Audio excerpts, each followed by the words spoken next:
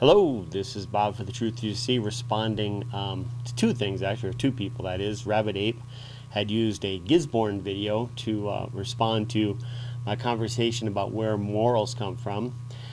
So I just viewed the Gisburne tape, and I want to respond to that, which also includes some of Rabbit Ape's inquiries, I guess. So, without anything further to do, here we go.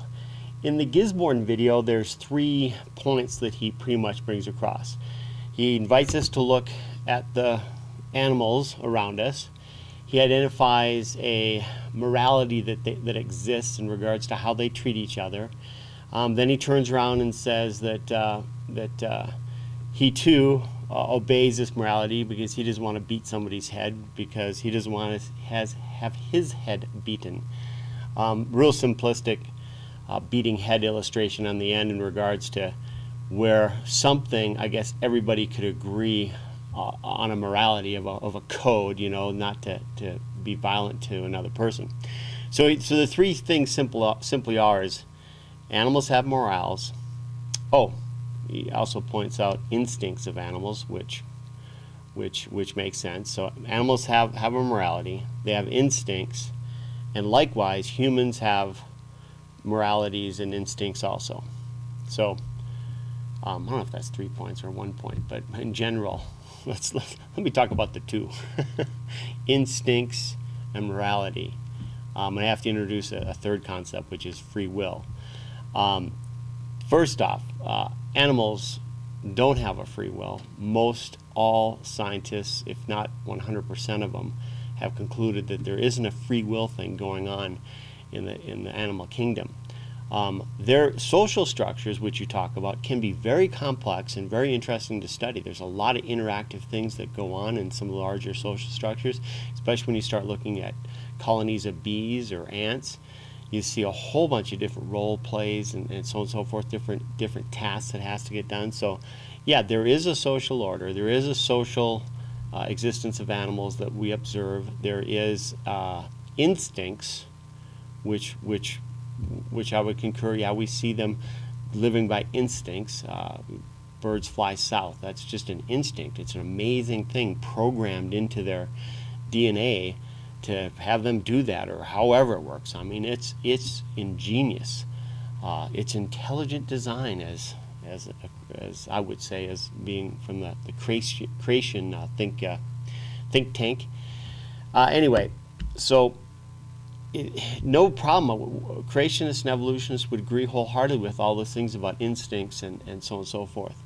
The free will issue is where your whole argument falls apart.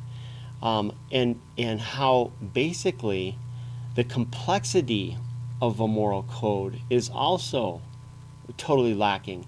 You bring out the simple offense of beating someone on the head, or murder, let's say, or something along those lines. That's a very simplistic one to point out that animals would agree with, and so would mankind, that this is wrong. So you tread very lightly when it comes down to a moral code. The moral code for humanity is huge, in the sense that, let's just pick something way off the radar. Let's look at some of the current things going on in our world. We in America here had a thing called the Enron scandal. And all this entailed, basically the big violent crime, was putting different numbers on a piece of paper. But those numbers represented a lie and a misrepresentation of stockholders, and it was a way for the people in charge of that corporation to bilk millions of dollars away from the true owners of those stocks. And that's a very complex, immoral action, based in greed, based in being lazy, based in something contrary to the good of humanity. Now, how could humans, who are social creatures, choose to do something against its own kind? Well, the Bible clearly explains that it's sin, that it's our fallen creation, that we're a fallen creature, and we do hideous things against each other all the time. Let's look at your England, your jolly old England.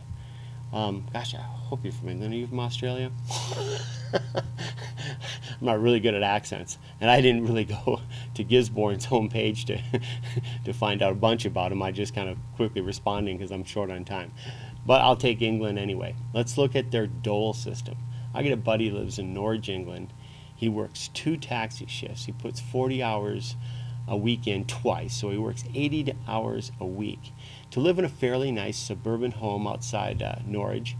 And his neighbor doesn't work, has one more child than him. That's his big contribution to humanity.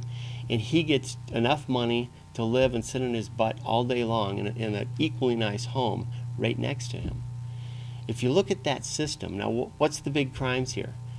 Well, laziness. The big crime here is laziness. One guy's working really hard. He's working 2 jobs primarily, doing a double shift to support his neighbor. Is that fair? Is that a big crime? No. Matter of fact, it's not even considered that anymore because the government in England has set up the dole system, which has a ton of people on it. Why is the dole so popular? Because our natural instinctive nature is to be lazy. Given the time and encouragement to do nothing, people choose to do nothing and be lazy. That's because we're a fallen creature. Once again, the Judeo-Christian worldview that you can glean out of Scripture does such a good job of explaining what we see around us.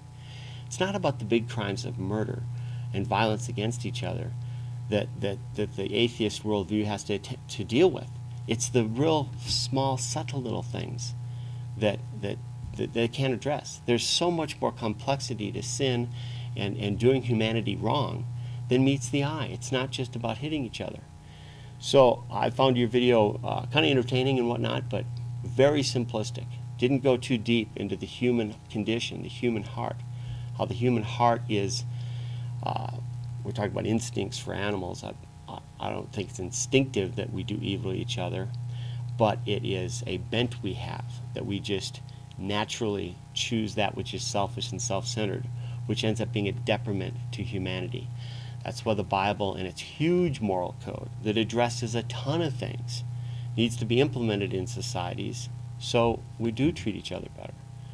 And that's the best we can do. We're not going to treat each other with perfection because the people who even hand out the law and deal with preaching and teaching and administering the righteousness of God through pulpits in the world, they're fallen too. So we have an imperfect church trying to bring forth the perfect law of God.